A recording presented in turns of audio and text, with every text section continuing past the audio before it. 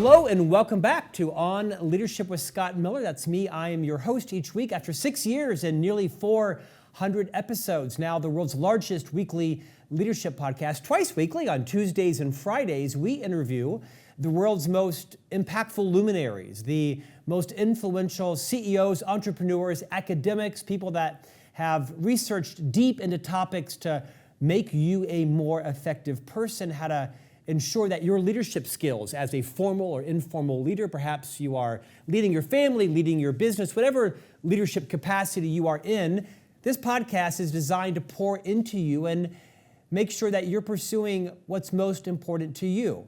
Our guest today is Jenny Blake, multi-bestselling author of several books, including Pivot, and today's topic, her most recent release, Free Time, Lose the Busy Work and Love Your Business. Now let me tell you, I read a lot of books. I'm a literary agent. I'm an author myself 7 times.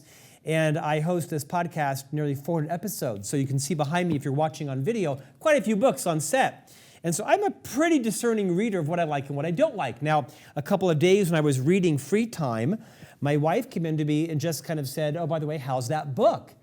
And I stopped. And sometimes I say, not very good. Or I'm not getting it. Or I don't really understand it.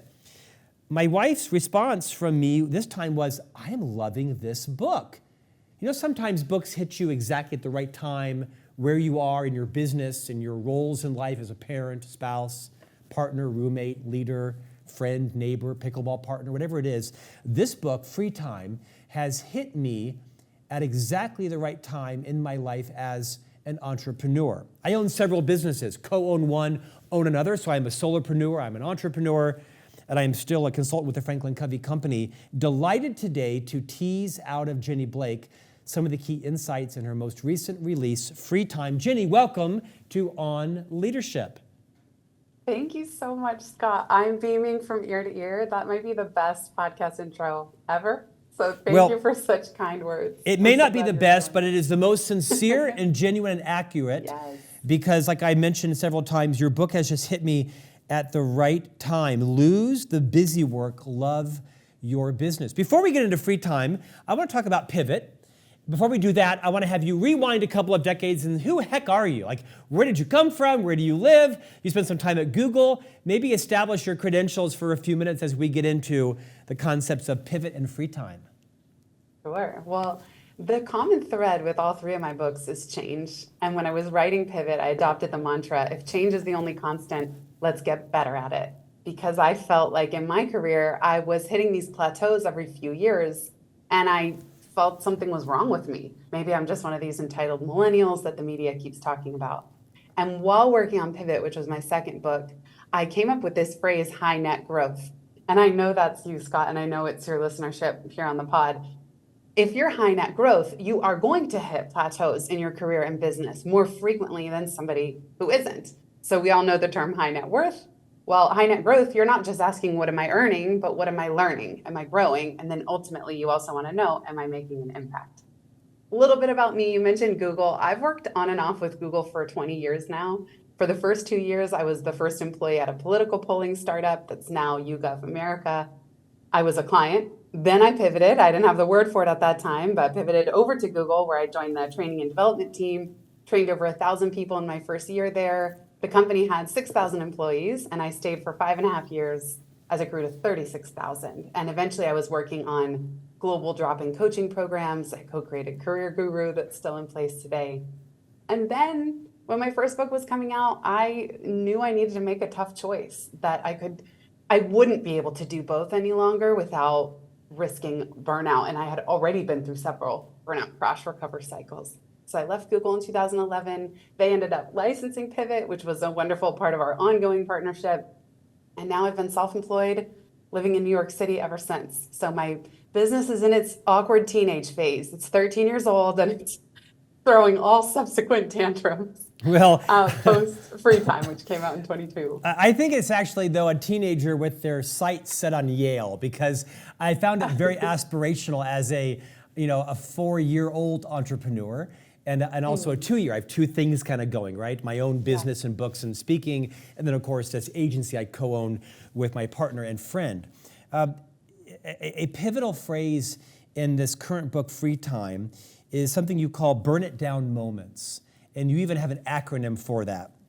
And you actually tell over the course of several pages a fairly protracted burn it down moment. And I kept reading it enthralled, not appreciating your vulnerability and appreciating how much I was sort of living vicariously through your story, saying, yes, yes, yes, that is happening to me like 4 times yesterday.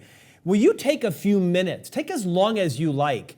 I would like you to walk through what is a burn it down moment, and maybe you could just take some time and talk us through the big one that you worked through in the opening of the book, because I think a lot of entrepreneurs, solopreneurs, intrapreneurs, for that matter, people who are working in businesses that they're just an employee in, and they're having their own burn down moment. It gave words to a feeling and an emotion, but you also gave legitimacy to how to move through it. Riff on that however you'd like. Sure. Well, you're right. The book opens with BADM, that's the acronym for Burn It All Down mode, where I say I was eating a pint of Ben & Jerry's on the couch in the middle of the day on a Tuesday because I just couldn't bring myself to look at the work I needed to do. And this was probably some point in 2020 when I lost 80% of my income in the same 2-week span, along with so many other people, when the shutdown started, because a lot of what I do is keynote speaking and licensing contracts, and poof, in a blink, beyond my worst fears about running my business had come true. So it wasn't, I had all these fears if I was capable of going out on my own, and I'd had those fears for 10 years, but I didn't imagine that I could lose all the clients all at the same time, never even to this day to really return to the before time, to quote unquote normal. So a little secret behind the writing process of my books, I like to open them with kind of the crisis moment. What would one friend be saying to another in the coffee shop, where they're just saying, one friend says, "How are you?" And the other one goes, "I'm not great." What do they express? What is the words in their expression? And to me, Burn It All Down mode was just one that I had already been trading with another entrepreneur friend. And you mentioned people who work in companies. I mean, especially people who were leaders in companies, they were pinched on all sides these last 4 years. If you had kids at home, if you were caring for ailing parents, if you were a people manager, you were managing up and down while trying to take care of yourself, while everyone else is going through various external pressures and mental health crises. It's just been pretty brutal on the people front in terms of all out energy. And so that's burn it all down mode, where you kind of realize, to quote Marshall Goldsmith, like the way you're working is no longer working, and you just can't sustain the current level of patterns and systems. And a lot of us grew up with, just like we have a money blueprint, we have a time blueprint that we were shaped by our parents and schooling and society as kids, how we think about time, not to mention, let's say, a corporate work environment. So it can be really jarring to either have everybody go remote suddenly, or you go out on your own independently, and we're recreating a time blueprint that might not work anymore. And that's really what the book is meant to offer, are very practical, nitty-gritty systems, because I say all business stress is a systems problem.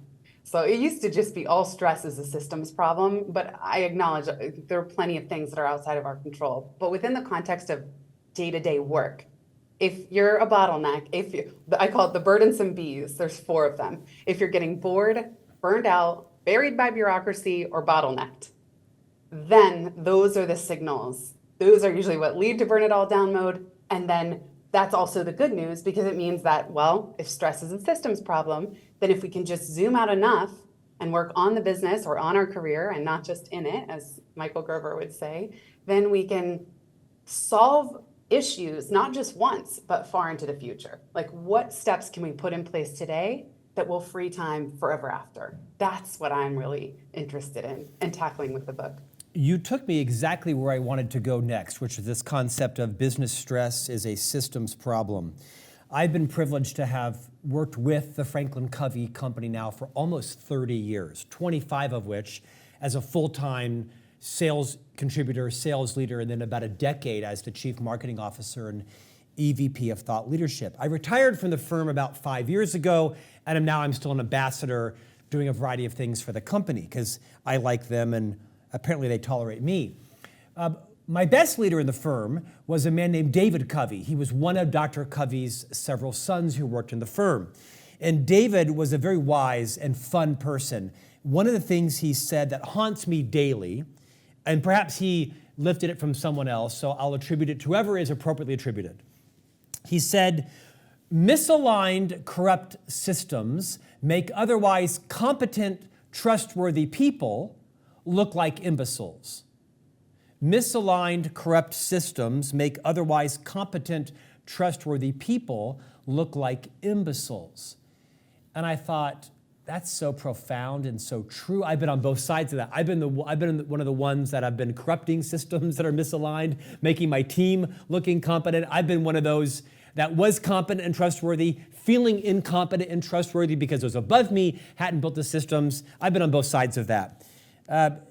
Talk about how important it is to just first understand that business stress is a systems problem. What does that mean? How do you own that as an entrepreneur, as a leader, as a founder? And then what do we do about it? Two parts there.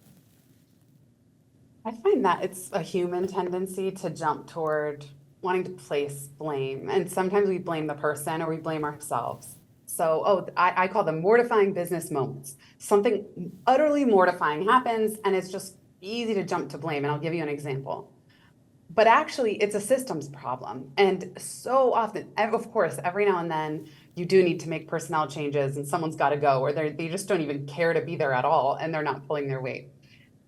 But so many of these mortifying business moments can be fixed. Like, I love the way David put it. And I know David as well, and he was also so encouraging about free time. So it's fun that we both know him. Okay, let me give you this example. And in free time, the condensed version of David's wisdom is just, where are you in friction? Where are you in flow? And anywhere where you're experiencing friction, you're feeling drained, dragged down, you're procrastinating, something's breaking, it's getting bottlenecked, things are going haywire. That's friction, and it can be fixed. And how do you get the systems in place to move everybody toward that state of flow, where research shows executives are 5 times more productive when they're in a flow state than when they aren't? So this mortifying business moment, we got the biggest order to date. This was in 2021 while I was writing free time, because I remember I was blissfully in hermit mode. I live in New York City, but I was outside of the city in an Airbnb with my husband and my dog, head down, writing all day, every day. And we got the biggest order yet for pivot workbooks that go with the book. And this might have been for 5,000 workbooks. It was just more than we had ever sold and printed at one time. And my client services person and I were ecstatic. How wonderful. So the client placed the order, and we needed to wait for the money to land via wire transfer into my bank account. And so the director of client services said, okay, great, just let me know when the money's in your bank. So essentially, she made me the owner of this task because the next step was that I needed to check my bank account, which she didn't have access to. Seems normal. Okay, great. But I was in hermit mode. I was writing every day. And so I checked the first Friday, did we get a deposit that week? I checked the next Friday, did we get a deposit that week? But then I forgot, as I'm sure you could imagine this story was going to go. It was not until 1 month after the client had paid for those workbooks that we even noticed the funds were in my account. I forgot, and my director of client services figured that it was my responsibility at that point. She was waiting on me.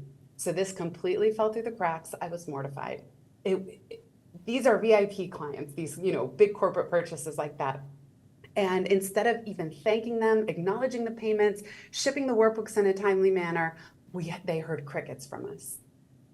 We did our best to recover and ended up offering them a free virtual keynote, more than the value of the workbooks themselves. We shipped the workbooks. Hopefully at the end of the day, we repaired it well enough, but I was still mortified. And of course I could have gotten mad at myself. I could have gotten mad at my team member, but really this was a systems problem. And this is why I came up with the phrase. And it happened right as I was writing this section of the book, where I realized the owner is not the owner. It was a mistake for my team member to think that I now owned that task. Because if you're a manager or the leader in a company or the owner of the business, you simply cannot. You will drop the ball if you try to own subtasks within all the layers of work that are being done under your purview.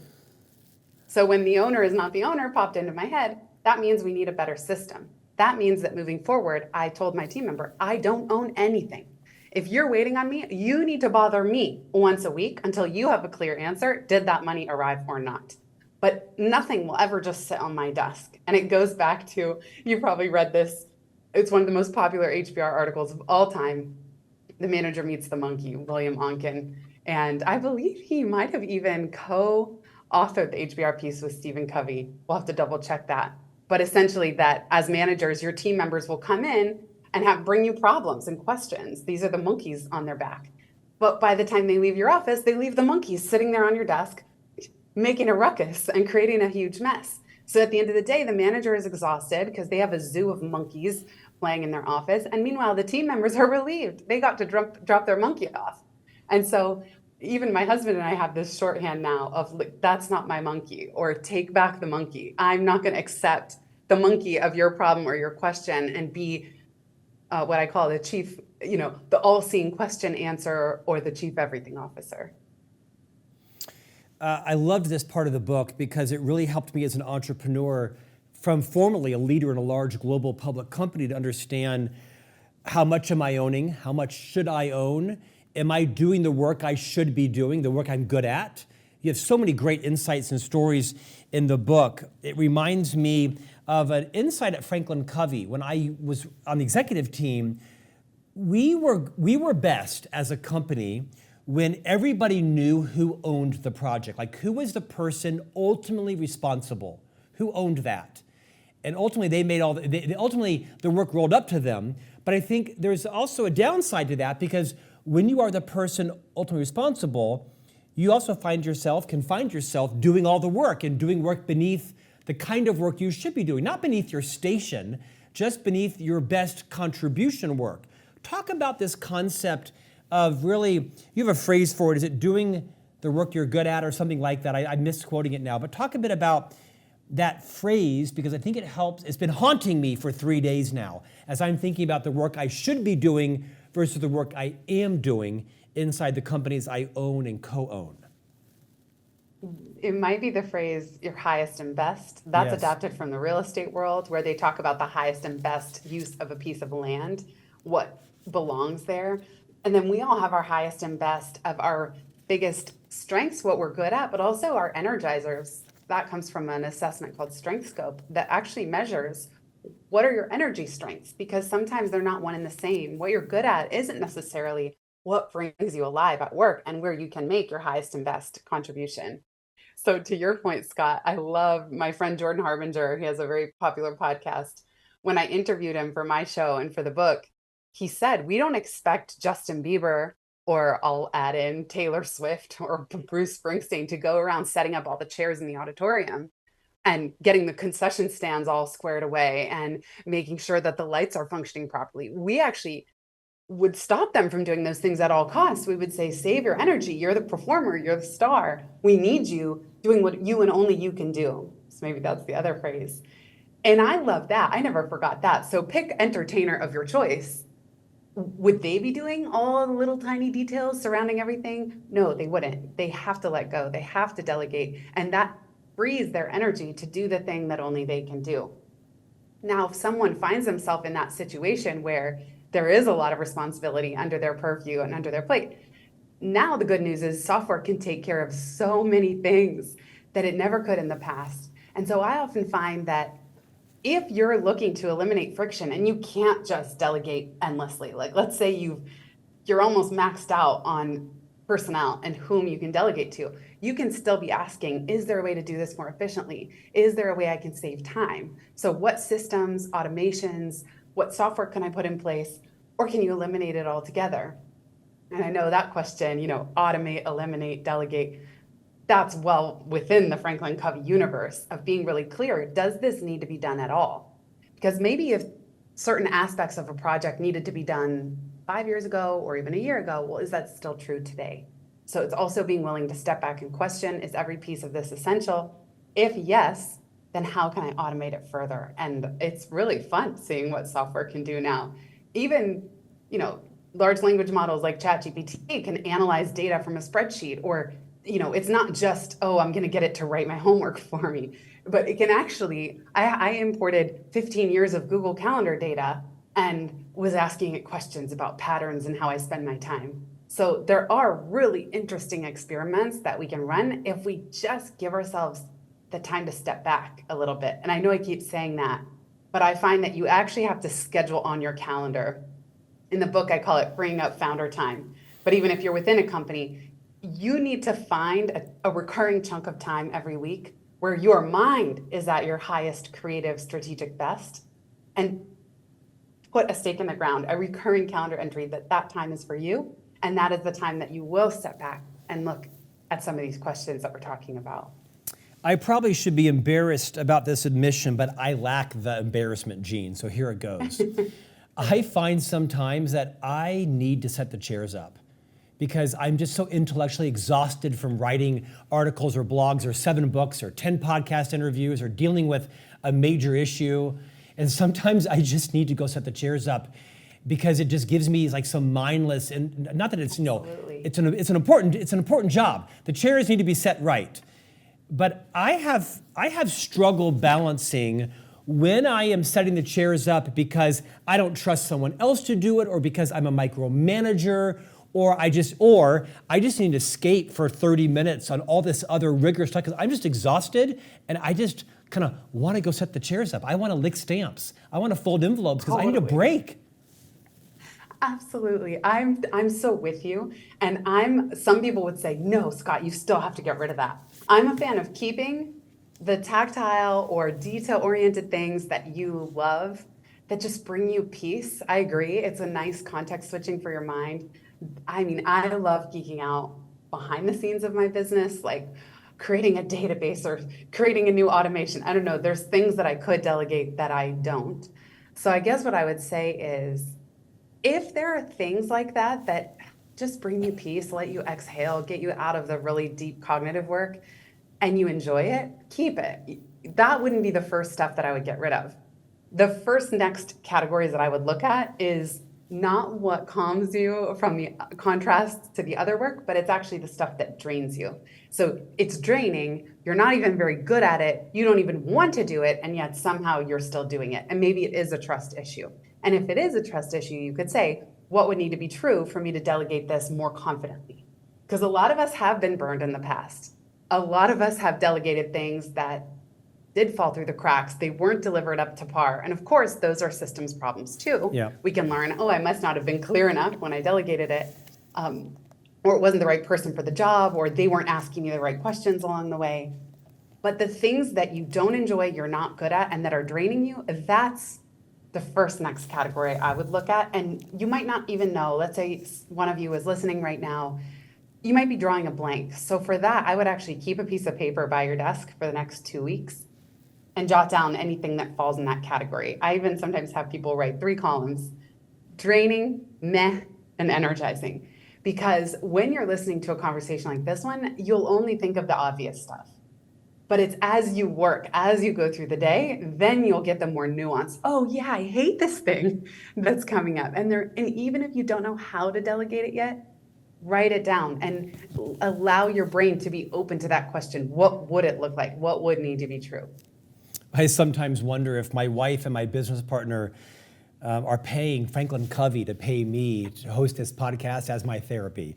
So I hope that the guests and listeners and viewers are all learning as well. I'm still stuck on the fact that you didn't check your bank account but once a week. I would have been checking it hourly. I mean, what the hell is that about? Were you so deep into your writing you didn't have time to check for a 5,000 workbook order deposit? Okay, we'll talk about that some other time. I think it was driving me a little nuts but I didn't have a good system either. I should have had a weekly recurring reminder. The thing is, like, one of the keys of this, David Allen said it, and I know you all are well versed with the David Allen getting things done world, but the mind is for having ideas, not holding them. So even my mistake was I kept remembering that I needed to check the bank. I didn't just set a weekly reminder recurring on my phone. I used the reminders app until it was paid. That's what I should have done. Okay, well, your cash flow business situation is better than mine because I would not have needed a reminder to check my bank account once a week. You know, the thing is, it was actually like scary to check because so little was coming in. This was well, thank you. This was 2021. So probably I was just avoiding confronting the crickets in the checking account. Well, whether that's true or not, I feel better as a result of that confession. Tell us what it means to order off of yesterday's menu. This is a fun term that you write about in the book, and it kind of has haunted me since I read it. I know, me too. I can't take credit. It was in a book by Paul Selig, who asked, where in your life are you ordering off of yesterday's menu? Oh, and that one just hit me in the gut because it's like, what are we carrying with us? What old beliefs, ideas, habits, work, what aspect of our career is, and again, even going back to the time blueprint, is off of yesterday's menu, where you're not even present to see what's here today. What are the specials today? And if you've read Anthony Bourdain's memoir, No Reservations, it's like, or Kitchen Confidential, maybe the bread has gone bad, or like you're missing some key info about things that are no longer working because you still got yesterday's menu in your mind and you're not being present to what's here today. So I just love that inquiry and metaphor as a way to reflect and say, yeah, where in my life am I just accepting a kind of old legacy activity, system, again, belief, way of doing things. And one of the things that I think is so important is to just understand, sometimes we hit the wall or we hit burn it all down mode, not as a result of failure, but as a result of our success. And so any business, any system is subject to entropy. It is going to tend toward chaos without intervention. That is just the nature of it. So if you think about living in a house, if you own your home, you know that if you don't repair things, like more and more things start to fall apart over time. And that's true for any system, and it's even true in our career. That sometimes because we're successful, we inherit or we're saying yes to all the things we did on yesterday's menu, but that means that we're gorging ourselves, like we're doing too much actually. Or if, let's say, you're moving up the ranks of leadership or in your own business and you kept all the same activities as before, it's just the business, your role becomes bloated, and to stick with the food metaphor, and it's just not sustainable. And that's part of what leads to burn it all down mode. Jenny, this actually could be a multi-hour conversation because there's so many great metaphors, principles, ideas that you teach for entrepreneurs, solopreneurs, intrapreneurs that kind of have stopped me in my tracks. I really like this concept of friction and flow. It's not a new idea, but you write about it in, I think, a new way. Will you speak to all the leaders that are listening around how we know when we have placed ourselves in friction and how we get to flow? This is the real central diagnostic of the book, because sometimes if I say the word systems, some of you are giddy and excited, tell me more. Oh, the book is secretly about operational efficiency, but I didn't put that anywhere in the title or the subtitle because it gives some people hives. So for me, it's like, how do you know which systems need attention? How do you get yourself out of burn it all down mode? How do you get yourself out of being the chief everything officer? Okay, well, step one, notice where are you in friction, where are you in flow? And from those friction areas, then the free time framework is 3 steps in a process: align, design, assign. Going back to the menu question, align. Does this work still align with your strengths, your team's mission, the company goals? Is it still aligned, or does it need to be realigned or removed altogether? And so alignment is really key because you don't want to optimize something that should no longer be done in the first place. And you're aligning the work as well with your team members. Does it align with their strengths, their energy, their values? And thinking about, even as you create standard operating principles and procedures, and even helping your team be more empowered to, let's say, answer a customer service question. There are companies where I write to ask for a refund for something and I don't hear anything back. And my team member and I have to write 6 times and we hear nothing. And there are other companies where I'll say, oh, these pants arrived with a hole in them. How can I swap them out? And they say, keep the pants. We'll send you another pair. And now all of a sudden I'm delighted by that. Well, that's that company's values around generosity or customer service or above and beyond in terms of fixing problems. So aligning with the values and being clear on the values is really key. because this goes back to the Agile Software Manifesto. Sometimes we're picking between two equally seemingly good things, and you need to help your team know which choices to make. The second phase, design. Before you delegate the work, before anybody starts on the work, make sure that you're designing for any given project or friction area the ideal outcome of that next work sprint, the ideal impact on your ideal end customers or team members if it's internal, and then you design the process. So if, let's say, Scott, you're a famous musician and you do have a performance tonight, you have a show. Okay, let's design the process. Well, we know Scott likes setting up the chairs. That helps calm his nerves before the show. Great. That needs to happen at 3 p.m. so that by 5, he's in the green room warming up his vocals. Like, you're kind of thinking it through in advance. What's the most efficient and beneficial way to tackle the work? Then stage 3 is assign who will do what by when. And for some people, having a stage in the process being assigned is uncomfortable because they think, well, I'm at the entry level. There's nobody I can assign to, or I'm a solopreneur. I work by myself. But I want to challenge everybody. How can you double how much you delegate, even if it's to software? So I joke that my first employee is software, and I spend a lot of money on it every month because if software can handle a lot of little tasks and automations, then no one on my team has to do kind of boring, repetitive work. So you can still assign work to software, but you want to proactively be thinking before starting and diving into the work. How do I get this off my plate? How do I get even more off my plate? You know, when I was starting to read your book, Jenny, I thought I was going to leave really inspired about better processes and systems. And that did happen. But a funny thing happened on the way to digesting your book is I realized is I'm not as an effective communicator as I think I am. You know, I can string a few words together and say cogent stuff, but I find that when I'm having to touch things multiple times, when people are confused, when I'm thinking it's a systems process issue, it really was because I shortcutted with my team. I had a vision in my head and I sketched it out too fast, or I just said it too fast and didn't communicate it in a way with the right words, didn't provide the latitude for them to ask questions. People were too fearful, so they just assumed they got it when they know they did it, and I thought they did, and it came back half-baked. And so I realized that I need to slow down. I need to take more time to communicate, which is a process, right? Communicate very clearly. Here's what I'm thinking about for the newsletter. Here's what I'm thinking about for this project or this website or this book cover, whatever it is. Because I think although I fashion myself as a effective communicator, if the results I'm getting from my team aren't what I thought I told them, that's usually in the person communicating, not in the person receiving. How would you speak to that at all? Well, I love that insight. And just I know you're a superb communicator just from reading your books and having you on my podcast and now vice versa. But it's interesting that you're noticing, okay, but within the umbrella of communication, there is a little friction happening because things are getting missed or the team isn't quite coming to me either often enough or too much. So I love this insight that you're having. Like, even if it's good, you have a vision of what it can be in terms of communication. And what I find is your team will probably be relieved to hear you say something like that too.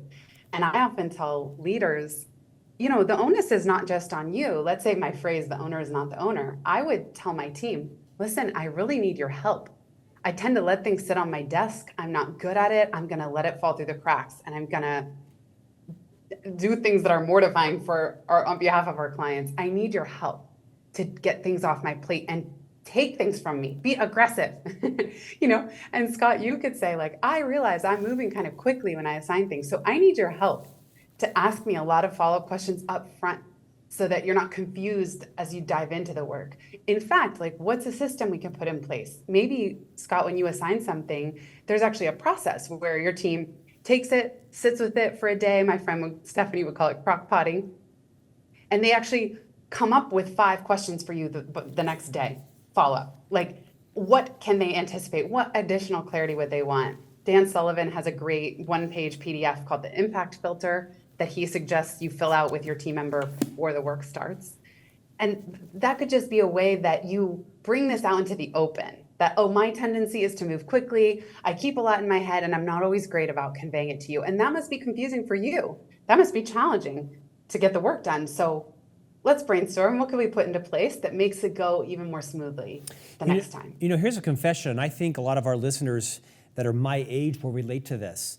My best work in my career was when I was the chief marketing officer or the vice president or leader, and I had a team around me, physically present in the office. Actually, my office was a boardroom that sat like 10, because I liked to convene smart people around me and debate it and talk about it and see people's body language. I could tell whether they were on the same page or not. I could tell when they were placating me and when maybe they had a better idea. My job was to say, you're not on board. What are you thinking? Because best idea wins, hopefully. And now that I'm an entrepreneur and it's 2024 and half the people don't even work in the same zip code or state as you do, one of my Achilles heels is all of my team members, people that I fund their payroll, they work in different time zones and states. We trust each other, but I don't have that proximity, that kind of 1990s physical, let's sit down across the table and I'm gonna sketch it out. What do you think? And they sketch theirs out and we look, and there was never mistakes. Honestly, our success rate was industry best. COVID happened, everybody went their own ways, and the amount of time we're spending not in flow, but in friction is exponentiated. I can't imagine I'm the only leader that is feeling that. Is there anything that would help with that? Like given the current setup in 2024? Yes, move my employees to Utah. Okay, that's one idea. Let's come up with three. Two other things that would help get you back to those Well, good one old is times? recognize there is no going back. So if I plan to earn a living in the next 20 years, I'm gonna have to find better ways to communicate, illustrate. Maybe it's a digital tool where I actually draw on a Zoom screen. I'm gonna have to find better ways to get into their world because they're not moving to Utah. Quite frankly, they don't want to and I don't want them to because I want the space as well outside of the office. So I'm gonna have to move into their world, slow down. I may have to change my standard. Okay, maybe, but let's say even in a virtual setting, let's say your whole team is on Zoom. What would help you get that honest in the moment, even body language intel and intuition? Is there anything that would help you return to that real strength that you have to read the room? Are you testing me or do you have some ideas? Because I'm curious. Because I'm curious. I'm kind of, by the way, the team and I have great trust. We can talk in shorthand, right? We text, Yeah. They can read my mind, I can read their mind. They can come to me with a problem. I don't think anybody's fearful of that. I just find that my talent is, I might call myself a creative genius. I'm comfortable admitting I have genius. I'm not a genius, I have genius. And so I have to probably slow down and maybe I take the time before the call to illustrate it out, share that on Zoom. I'm not used to doing that. I'm used to getting a piece of paper and sketching it out in real time and turning it around and pointing to it and kind of walking around and reading the room. At the time, I was pretty good at knowing whether or not people got it or didn't get it or had a better idea that I needed to get. I'm not sure I have any immediate solutions. If I did, I'd be implementing them. There's one team I know where the in-person is so important to them that they have a quarterly meeting. And that may not be feasible financially for every team, but what I do think is interesting is if you were to batch the really creative stuff happens once a quarter when you're in person for 3 days, or like the big decisions, the big brainstorms, and if it's not once a quarter, maybe it's twice a year, but that you're actually sort of saving and batching the really big stuff for those moments, and everyone knows that they're coming, knows to look forward to them. And that might even be something to think about. So I talk about batching in the book. That's a way for even team members to be more efficient with creating content. Like instead of a newsletter at the same time every Friday right before it's due, can you create 4 on the first Monday of the month that are already drafted for the next 4 Fridays, things like that. But in your case, I wonder if there's a way to batch that real in-person genius that sounds like brings out you at your best. Well, I'm going to certainly chew on that. Your book has had a profound impact on me. Jenny Blake, what's next for you? What's on the horizon? I'm so happy to hear that. Thank you again for the kind words. And I'm documenting some of the less shiny moments of running a business at a Substack called Rolling in Dough. That's DOH with a facepalm. I felt like a lot of business owners I know and leaders were really struggling, but not saying it out loud the last couple of years. And so I have to say that's been my therapy. It's been very cathartic to write twice weekly business essays about rolling in dough, the kind that I neglect to check my bank account for. And that's been freeing to be writing in it is very vulnerable. Some of it's behind a paywall, but that's been a fun complement to free time. Free time is the systems and helping people get out of the shiny shoulds. And then rolling in dough is, and what do you do when you're still just rolling in it? And as they say in real estate, trying to survive till 25. Yeah, I love that thought. Jenny, one of the few things I think I actually do well is I'm very willing to admit when I hear something but don't know a lot about it. I'm that kind of first row student that will say, what is that? And everybody is glad I asked. I hear a lot about Substack, and I have some sense for what it is. Increasingly, I have friends that are promoting newsletters on it and blogs. I know you didn't found or own Substack. Would you just remind those that are listening, like me, that have heard about it, but need to know about it? What is Substack and why do people care? Well, it's a really nice user interface for creating, they would say newsletters, but it's become so much more. I was very Substack hesitant at first because I've had a newsletter since 2010. Why do I need to jump software again? There's switching costs and it was just going to be a lot of trouble. What's really powerful about Substack is that it's social at the same time that it's searchable. So everything I publish for my 3 newsletters, Pivot, Free Time, and Rolling in Dough, they go under my same feed on my profile. That includes both my podcasts when I have new episodes. It's all public and it's in one feed. So it's the first time that all my work is unified.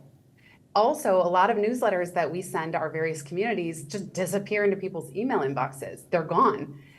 Again, I've been sending a newsletter 14 years. Where are they? So on Substack, readers can actually go peruse the archives.